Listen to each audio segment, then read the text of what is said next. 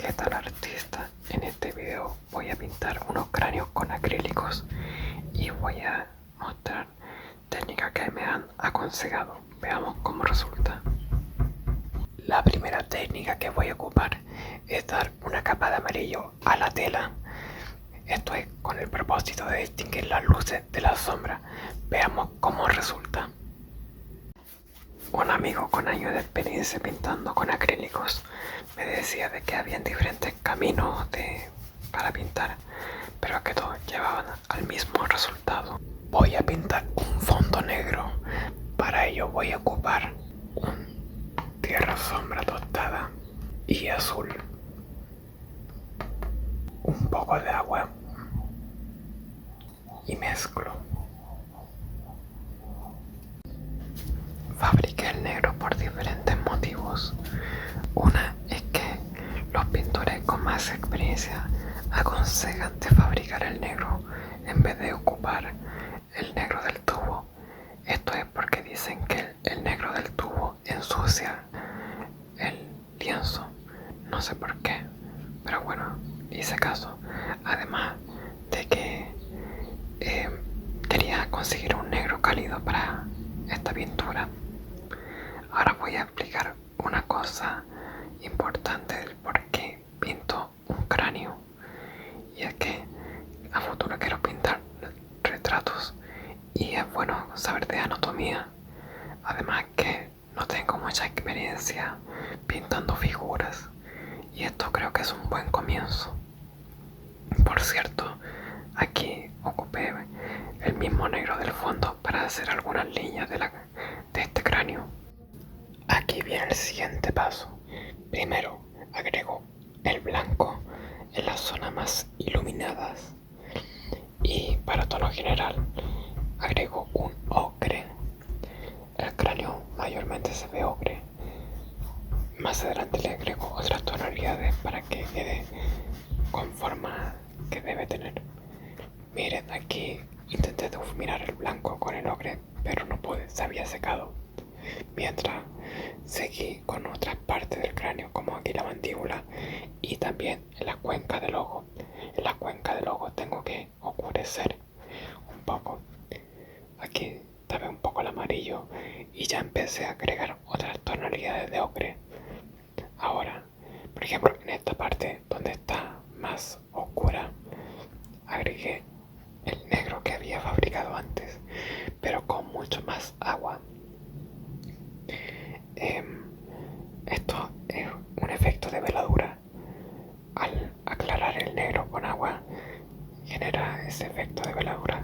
Esto se le llama así porque al ser transparente es como si tuviera un velo. A todo esto, aquí cometí un grave error. Puse blanco para aclarar el ocre, pero eso dio un tono muy raro. Me di cuenta que lo mejor era aclarar el ocre con amarillo. Seguí aplicando el ocre con el amarillo para el cráneo. En las partes de las transiciones me costó bastante, ya que no sabía qué color darle exactamente. Por cierto, con el pincel de abanico se difumina un poco mejor. Ahora voy a empezar a hacer los dientes.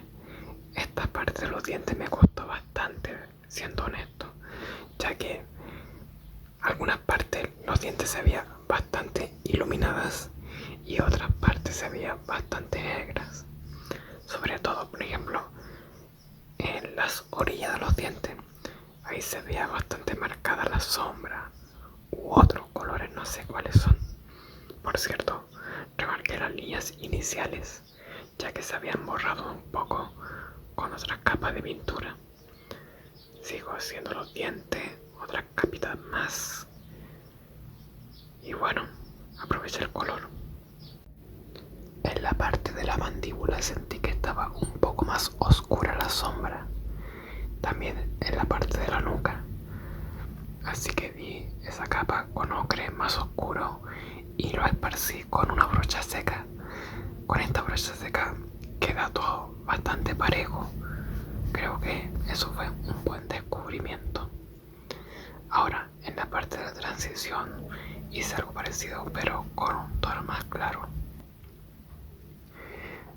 la parte del cráneo aquí donde estoy pintando ahora, vi que había como otros tonos, pero para ser honesto, en este momento ya estaba un poco confundido con los tonos.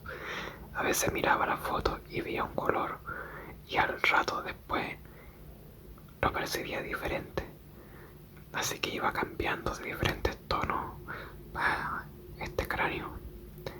Por ejemplo, en la parte que está más iluminada, en la parte blanca, creí que faltaba un amarillo, pero al agregarlo sentí que quedó mal, así que todo de nuevo. Así que agregué blanco nuevamente en las partes iluminadas del cráneo. Esto fue principalmente por el consejo de mi amigo el pintor que les decía. También aproveché ese blanco para pintar los dientes. Como explicaba antes, estos dientes pasaban de tonos oscuros a tonos muy claros. También, mientras que eso se secaba, aproveché de pintar otras zonas oscuras del cráneo. Aquí ocurrió algo que me llamó la atención.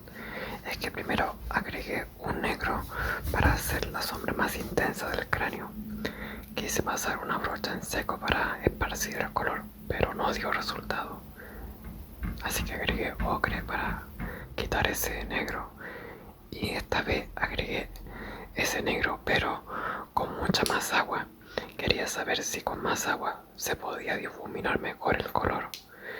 Pero al pasar la brocha vi que no daba ningún resultado.